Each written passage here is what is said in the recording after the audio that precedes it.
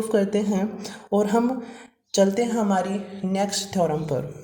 तो हम चलते हैं हमारी नेक्स्ट थ्योरम पर, जो है कि सिद्ध कीजिए कि प्रत्येक क्षेत्र पूर्णांक के प्रांत है परंतु इसका विलोम सदैव सत्य नहीं है। अर्थात प्रत्येक क्षेत्र पूर्णांक के प्रांत हो सकता है लेकिन प्रत्येक पूर्णांक के प्रांत क्षेत्र नहीं हो सकता। इसको हम प्रूफ करेंगे।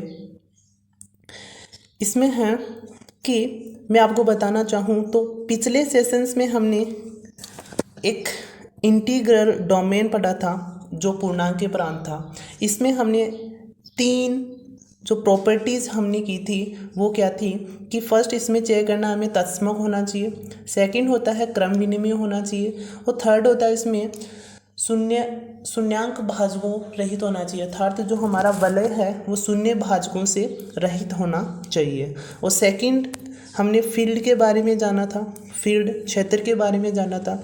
उसमें भी हमने 3 प्रॉपर्टीज़ का हमने रीड किया था। फर्स्ट था क्रम विनिमय होना चाहिए, सेकंड तत्समक होना चाहिए और थर्ड जो मोस्ट इम्पोर्टेंट जो पॉइंट था वो था इस पे प्रतिलोम, शून्य भाजों का प्रतिलोम इसमें विद्यमान होना चाहिए। तो इसी के आधार पर हमने हमारी जो थ्योरम्स है वो स्टार्ट करते हैं कि सिद्ध कीजिए कि प्रत्येक क्षेत्र पूर्णांक के प्रांत है लेकिन पूर्णांक के प्रांत क्षेत्र नहीं हो सकता, ये हमें प्रूफ करना है। तो प्रूफ करते हैं। माना f प्लस डॉट क्षेत्र है अतः यहाँ क्रम विनिमय व तत्समक वलय स्वतः है। अर्थात क्षेत्र और जो इंटीग्रल डोमेन था जो हमारा पूर्णांक के प्रांत था उसमें जो 2 कंडीशंस तो हमारे पास सिमिलर थी। कौन कौन सी? एक तो क्रम विनिमय और एक तत्समक विनिमय। और यदि क्षेत्र होगा तो वह क्रम विनिमय भी होगा और तत्समक भी होगा। तो पूर्णांक के प्रांत की भी हमें 2 प्रॉपर्टीज़ यहाँ अपने आप ही प्रूफ हो गई। इसको पूर्णांक के प्रांत बनाने के लिए अब हमें क्या प्रूफ करना है? अब हमें प्रूफ करना है कि शून्य भाजक रहित वलय होगा या फिर नहीं होगा। ये चीज़ हमें यहाँ प्रूफ करनी है। तो प्रूफ करते हैं कि मैंने माना कि ए डॉट बी एलिमेंट है एफ, यानी कि फील्ड का एलिमेंट है, और ए नॉट इक्वल टू है 0। यदि ये कंडीशंस हमें प्राप्त हो जाती है तो यह शून्य भाजक वलय नहीं होगा। और यदि हमें a इक्वल टू यदि 0 प्राप्त हो जाता है तो हमारी वो वाली कंडीशंस सेटिस्फाई हो जाती है। कौन सी? a dot B equal to 0, then a equal to 0 और b इक्वल टू 0। यदि ये हमारी कंडीशन सेटिस्फाई हो गई इस थ्योरम्स में तो यह पूर्णांक के प्रांत हो सकता है। तो प्रूफ करते हैं कि ए बी एलिमेंट एफ के और इन्वर्स भी इसका एलिमेंट होगा एफ का, तो A dot B equal to 0। और यदि मैं वाम पक्ष में दोनों की तरफ इन्वर्स की संक्रिया लगाता हूँ तो मेरे पास ये प्राप्त हो जाता है कि A inverse A dot B equal to 0 और ए इन्वर्स और ए अपने आप में 1 यानी कि तत्समक फॉर्म प्राप्त कर लेगा और b इसके मल्टीप्लाई में इक्वल टू 0। तो b इक्वल टू हमें 0 प्राप्त हो गई। और नेक्स्ट देखते हैं कि b इन्वर्स है एलिमेंट का और b से जब हम संक्रिया लगाते हैं तो हमें a इक्वल टू 0 प्राप्त हो जाता है। तो हमें ये वाली कंडीशंस प्राप्त हो जाती है कि a dot B equal to 0, a equal to 0 और b इक्वल टू 0, अतः यह शून्य भाजक रहित वलय होता है। तो इसी के आधार पर हम देखते हैं कि शून्य भाजक रहित वलय हो गया, कि शून्य भाजक रहित वलय हो गया, क्रम विनिमय हो गया, तत्समक हो गया। तो एक क्षेत्र हमारे पास क्या प्राप्त हो गया? पूर्णांक के प्रांत हो गया। अब हमें इसका विलोम देखते हैं कि इसका विलोम भी या तो प्रूफ होगा या फिर नहीं होगा। तो देखते हैं कि जैसे एग्जाम्पल के द्वारा मैंने इंटीग्रल नंबर लिया z।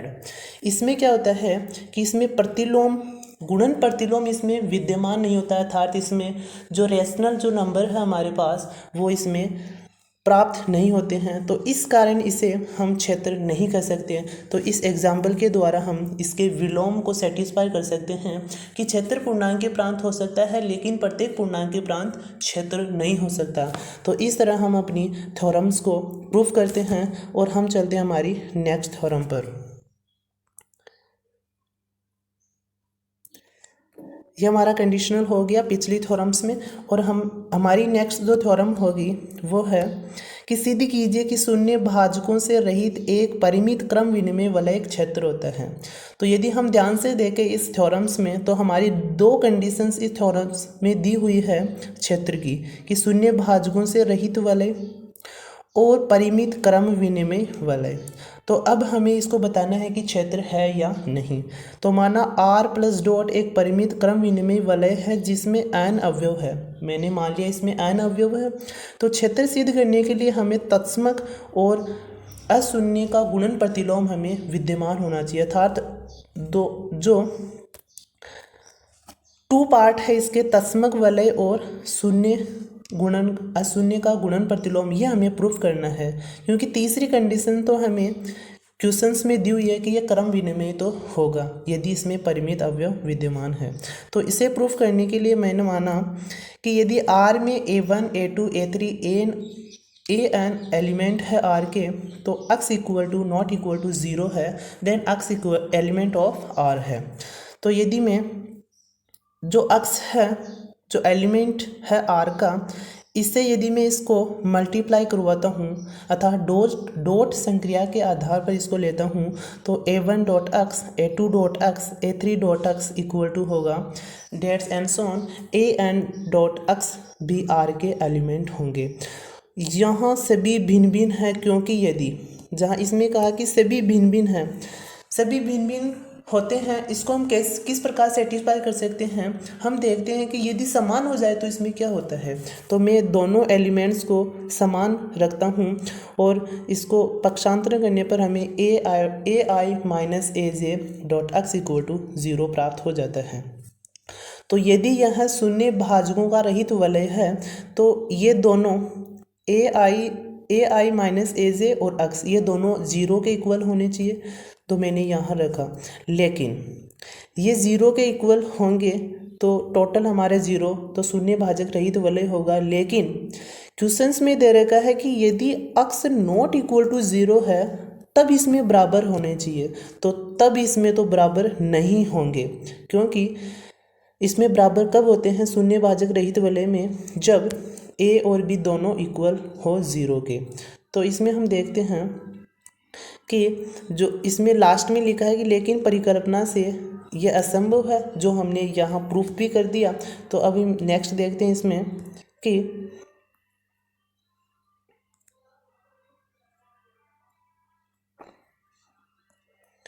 नेक्स्ट हमारी जो थ्योरम्स क्या इसमें नेक्स्ट देखते हैं कि अतः A1 dot x A2 dot x and so on AN dot x भिन्न भिन्न होंगे, जो हमने प्रूफ कर दिया। लेकिन x एलिमेंट है R का, तो x इनके बीच का कोई एलिमेंट होगा, तो इसको बीच का एलिमेंट मान लिया तो क्रम विनिमय होगा। जो क्वेश्चंस के अकॉर्डिंग हमें पता चलता है कि जो परिमित है वो क्रम विनिमय है, तो मैंने इसको क्रम विनिमय ही यहाँ प्रूफ कर दिया। तो अब मैं y इक्वल टू मानता हूँ AMX, क्योंकि इसको हमें प्रूफ क्या करना है, हमें तत्समक प्रूफ करना है और प्रतिलोम अवयवों का गुणन हमें प्रूफ करना है। तो इसको सर्वप्रथम मैं तत्समक प्रूफ करना चाहता हूँ। तो AL डॉट y से यदि मैं इसको मल्टीप्लाई करवाता हूँ तो क्रम विनिमय तो वैसे ही है, तो मैं इसको लिख सकता हूँ y डॉट AL और मैं y के स्थान पर रखता हूँ AM डॉट x, और इसको जब सॉल्यूशन करता हूँ तो x डॉट AL किसके बराबर होता है, x के बराबर, तो AM डॉट x जो हो गया हमारे y के बराबर। अर्थात में यदि इसको मल्टीप्लाई करता हूँ तो मेरे पास y सॉल्यूशन आता है। तो यदि y सॉल्यूशन कब आता है, जब AL हमारा इकाई अवयव हो, इकाई एलिमेंट हो, तो यहाँ तत्समक वलय है। तो इसी के आधार पर बता सकते हैं कि यहाँ तत्समक वलय तो होगा ही होगा। तो हम देखते हैं कि अब डॉट इसमें संक्रिया है, तो तत्समक क्या हो सकता है, तत्समक हमारा 1 हो सकता है।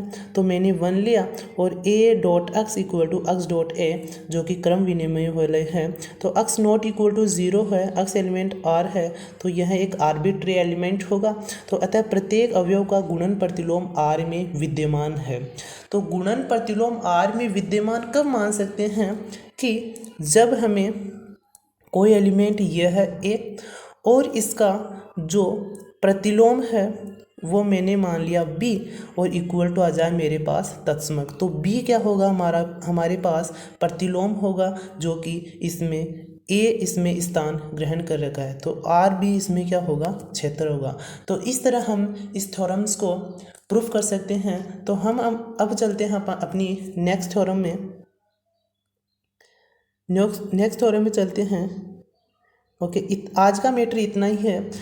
अगले सेशंस में हम इसके कुछ और थ्योरम्स हैं जो हम प्रूफ करेंगे, और उसके बाद हम इस पर कुछ क्वेश्चंस लेंगे जो कि मोस्ट होंगे, कि अब इस टॉपिक्स पर हम टोटली न करके इसमें मोस्ट थ्योरम्स इसमें सीखेंगे और अगला टॉपिक स्टार्ट करेंगे। Okay, thank you, take care.